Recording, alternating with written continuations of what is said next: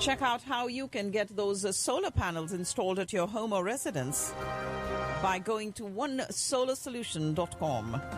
Bringing you the world news coming up next. This is Radio Caravan, the world news read by Shabnam Modgil.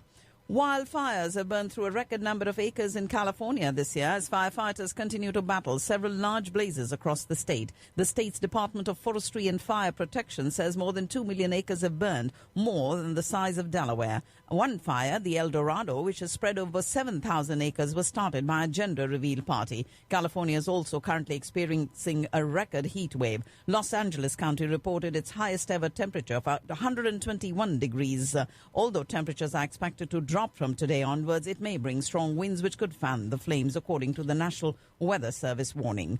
New wildfires ravaged bone-dry California during the scorching Labor Day weekend that saw a dramatic airlift of more than 200 people trapped by flames and ended with the state's largest utility turning off power to 172,000 customers to try to prevent its power lines and other equipment from sparking more fires. Multiple people were reportedly arrested after a rally involving Trump supporters and right-wing activists outside the Oregon state capitol in Salem that turned violent yesterday. Hundreds of people had gathered on Labor Day in a small town south of Portland for a pro-President Donald Trump vehicle rally just over a week after members of a far-right group had also experienced one of them fatally shot after a Trump caravan went through Oregon's largest city. Vaccine developers pledge to uphold testing rigor. 9 leading U.S. and European vaccine developers pledge to uphold the scientific standards that their experimental immunizations will be held against amid a hurried global race to contain the pandemic. The companies, including Pfizer, GlaxoSmithKline and AstraZeneca, in a joint statement made a historic pledge to uphold the integrity of the scientific process as they work towards potential global regulatory filings and approvals of the first COVID-19 vaccines. President Trump hinted yesterday that the U.S. could approve a coronavirus vaccine in October ahead of the November election, as Joe Biden demanded transparency from the government as it studies the shots. The prospect of a vaccine to shield Americans from coronavirus infection emerged as a point of contention in the White House race as President Trump accused Democrats of disparaging for political gain a vaccine he repeatedly has said could be available before the election. President Trump, accused by Joe Biden of putting lives at risk in his handling of the coronavirus, called his Democratic rival, and I quote, stupid, and demanded an apology for what Trump called anti-vaccine rhetoric. With less than 2 months to go until the U.S. election, President Trump is having trouble energizing his core supporters, especially while voters without college degrees who were key to his victory in 2016. The analysis that came out based on Reuters and an Ipsos national opinion polling from May to August and 2016 exit poll data found that Trump has lost support among non-college educated whites who made up 44% of the U.S. electorate 4 years ago and heavily favored the Republican over Democrat Hillary Clinton. Democrats in the U.S. House of Representatives have called for the immediate suspension of Postmaster General Louis DeJoy as they launch an investigation into his testimony to lawmakers. President Trump says he's open to an investigation of Postmaster General following published reports that former employees of DeJoy, a major donor to Trump, and other Republicans said they felt pressure to make campaign contributions to GOP candidates. President Trump demanded that a reporter remove his face mask in the middle of a question at a White House press briefing yesterday, but the journalist refused. At least 11 people have been killed in 3 separate group killings in Colombia, one of the deadliest since FARC guerrillas' days signed a peace accord with the government in 2016. The massacres, homicides of 3 or more people in the same event took place in the past 3 days in the regions in the northwest part, Bolivar in the north and Caesar in the northeast of the country. And a Saudi court has issued final verdicts in the case of slain Washington Post columnist and Saudi critic Jamal Khashoggi after his son, who still resides in the kingdom, announced pardons that spared 5 of the convicted individuals from execution. The Saudi trial into the killing of critic Jamal Khashoggi has lacked transparency and fallen short on assigning accountability for the crime, according to the UN Human Rights Office in Geneva.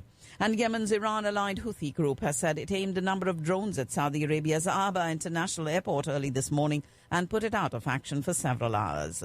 The feud between Ethiopian Prime Minister Abiy Ahmed and the ruling party in the strategically important Tigray region is escalating, raising fears of military confrontation and the breakup of Africa's second most populous nation. A 3-month state of emergency has been declared in Sudan as it is engulfed by deadly floods that are quickly spelling out a humanitarian disaster. Rwandan president has said that the polarizing hero of the Hotel Rwanda film had returned home of his own accord, where he was arrested, denying his family's claims he was kidnapped abroad. And Denmark says that Tunisia is responsible for receiving the 27 migrants who were rescued in the Mediterranean by a Danish-flagged chemical tanker. The European Union warned Serbia and Kosovo that they could undermine the European Union membership hopes by moving their Israeli embassies to Jerusalem, as President Trump's surprise announcement about the change left officials in Belgrade and Pristina scrambling to limit the political fallout. After being placed in a medically induced coma, Russian opposition leader Alexei Navalny is being weaned off mechanical ventilation and is responding to verbal stimuli. The top United Nations Human Rights Office has called on Russia to conduct or cooperate with a fully independent investigation into Germany's unequivocal findings that opposition leader Alexei Navalny was poisoned with Novichok nerve agent. UK and European Union negotiators resume Brexit talks after warnings last-minute changes to domestic legislation risk derailing the process, threatened peace in Northern Ireland and even a showcase UK-US trade deal. All 22 teams will start the 10th stage of the Tour de France after their riders tested negative for COVID-19, adding that 4 members of staff, though, had returned positive tests. Ladies and gentlemen, you're listening to the World News on Radio Caravan. Philippines President Rodrigo Duterte pardoned a United States Marine convicted of killing a transgender woman in the country nearly 6 years ago, sparking condemnation from activists who described the move as a mockery of justice. In this news out of Manila. And the Philippines has also reported its lowest number of new daily coronavirus cases in nearly 8 weeks. But officials sought to temper optimism and warned of a prolonged battle as the pandemic rages on. Yesterday, South Korea saw the wrath of sea god Haishin, making it the 3rd typhoon to hit the country in the past month. Typhoon Haishin first made landfall on southern Japanese islands, after which it veered towards South Korea. Authorities in both countries struggled to evacuate residents from affected regions amid coronavirus distancing concerns. Haishin has left behind a trail of destruction, damaging buildings, disrupting power supply, and leaving at least 20 people injured. Japanese Coast Guard ships resumed search today for a livestock ship and its 40 missing crew members off Japan's southern islands after the efforts were suspended due to this typhoon. And almost 300 Rohingya Muslims were found on a beach in Indonesia's Aceh province after months at sea. The group arrived at Ujong Blang Beach from one boat and were reported by local residents. Taiwan's President Tsai Ing-wen called for an alliance of democracies to defend against aggressive actions and protect freedom, alluding to Chinese actions in the South China Sea and the Taiwan Strait as major threats to regional stability. China, which claims democratic Taiwan as its own, has ramped up its military activities around the island as well as in the disputed East and South China Seas.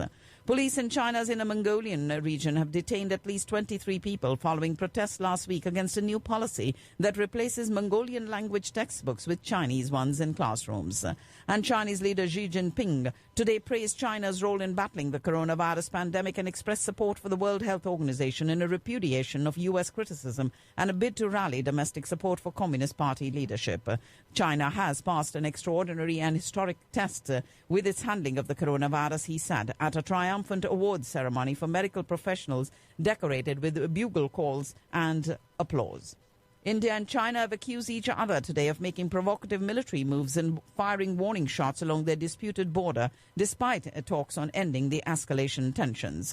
The Indian Army has rejected China's claim that the Indian forces crossed the LAC and fired at Chinese camps.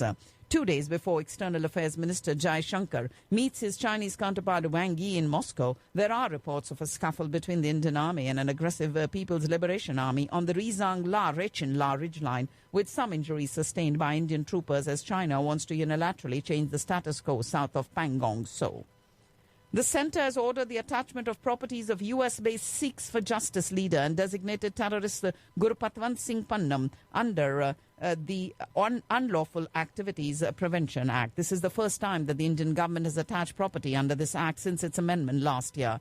He, along with 8 other men, was designated a terrorist by the Union Home Ministry in July this year, has been running a campaign against India and motivating Sikh youngsters in his home state of Punjab to join militancy. With a spike of over 75,000 new cases in the last 24 hours, India's COVID-19 tally continues to surge. And actress Riya Chakraborty has been arrested this morning after being questioned for 5 hours by the Narcotics Control Bureau today. She is the 10th person to be arrested by the central agency in a drugs case linked to the probe into the death of Sushant Singh Rajput.